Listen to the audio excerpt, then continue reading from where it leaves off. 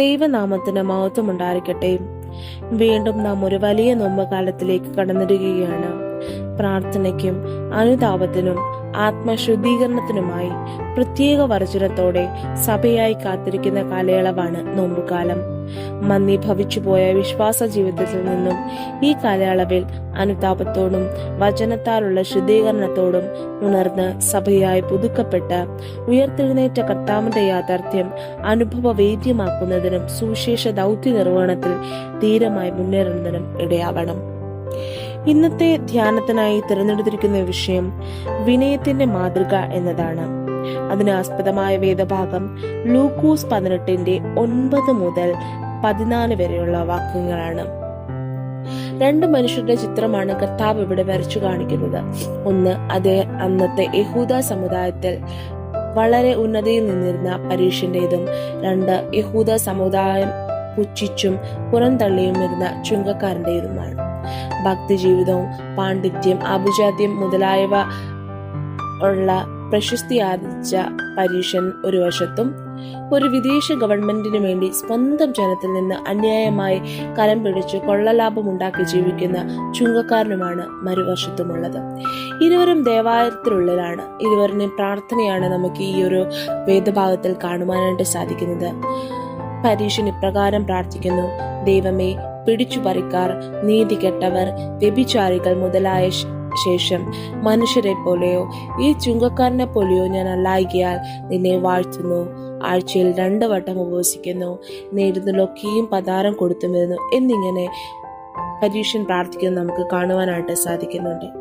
പരീക്ഷണ പ്രാർത്ഥന ശ്രദ്ധിച്ചു കഴിഞ്ഞാൽ അദ്ദേഹം എല്ലാറ്റിലും പെർഫെക്റ്റ് ആണ് എന്ന് സ്വയം പറയുന്നതായിട്ട് നമുക്ക് കാണുവാനായിട്ട് സാധിക്കുന്നുണ്ട്. കർത്താവിന്റെ മുൻപിൽ ഏറ്റവും ഉയർന്നവനാണ് എന്നാണ് പരീക്ഷൻ സ്വയമായിട്ട് വിചാരിക്കുന്നത്. എന്നാൽ ചുങ്കക്കാരനെ നോക്കുമ്പോൾ കാണുവാനായിട്ട് സാധിക്കുന്നുണ്ട്, ദൂരത്ത് നിന്ന് താൻ പാപിയാണ് എന്ന ഉത്തമ ബോധ്യം അദ്ദേഹത്തിനുണ്ടായതുകൊണ്ട് ദൂരത്ത് നിന്ന് സ്വർഗത്തിലേക്ക് നോക്കുവാൻ പോലും തുനിയാതെ മാറത്തടിച്ചുകൊണ്ട് തന്നെത്താൻ താഴ്ത്തിക്കൊണ്ട് പ്രാർത്ഥിക്കുന്ന ചുങ്കക്കാരനെയാണ് നമുക്ക് കാണുവാനായിട്ട് സാധിക്കുന്നത്. അതുകൊണ്ട് തന്നെ ചുങ്കക്കാരന്റെ പ്രാർത്ഥന കർത്താവ് കേൾക്കുന്നു. എന്തുകൊണ്ടാണ് ചുങ്കക്കാരന്റെ പ്രാർത്ഥന കർത്താവ് കേൾക്കുവാനായിട്ട് സാധിച്ചത്? അദ്ദേഹം തന്നെത്താൻ താഴ്ത്തി താൻ പാപിയാണ് എന്ന് പറയുന്നത് കൊണ്ടാണ്. ആ ഒരു ഉത്തമ ബോധ്യം അദ്ദേഹത്തിന് ഉണ്ടായത് കൊണ്ടാണ് ചുങ്കക്കാരന്റെ പ്രാർത്ഥന കർത്താവ് കേൾക്കുന്നത്. നാം നമ്മെ തന്നെ ഒന്ന് ശോധന ചെയ്യുക. നമ്മൾ ആരെ പോലെയാണ് നാം ജീവിക്കുന്നത്? എന്റെ സമയവും സേവനവും നിനക്ക് നൽകുന്നു എന്ന് പറയുന്ന പരീക്ഷന്റെയോ, അതോ തന്നെ താൻ താഴ്ത്തി പാപിയാണ് എന്ന് സമ്മതിക്കുന്ന ചുങ്കക്കാരന്റെയോ? 1 യോഹന്നാൻ 2:22 പറയുന്നുണ്ട്, നമ്മുടെ പാപങ്ങൾക്കുള്ള പരിഹാരത്തിനായിട്ടാണ് യേശു ക്രിസ്തു ഈ ലോകത്തിലേക്ക് വന്നത്. പ്രിയമുള്ളവരെ, നാം ദൈവസന്നിധിയിലായിരിക്കുന്നത് ഒരിക്കലും സ്വയം പുകഴ്ത്തി ജീവിക്കുന്നവരാകാതെ അനുതാപത്തോടെ ദൈവസന്നിധിയിലായിരിക്കുന്നവരായിരിക്കണം. കർത്താവ് നമ്മളുടെ പാപ പരിഹാരത്തിനായി യേശു ക്രിസ്തു ഈ ലോകത്തിൽ വന്നപ്പോൾ യേശു ക്രിസ്തുവിനോട് ചേർന്ന് കൊണ്ട് മാതൃകയായിട്ട് ജീവിക്കുവാൻ നമുക്ക് സാധിക്കണം. പാപിയാണ് എന്ന് സ്വയം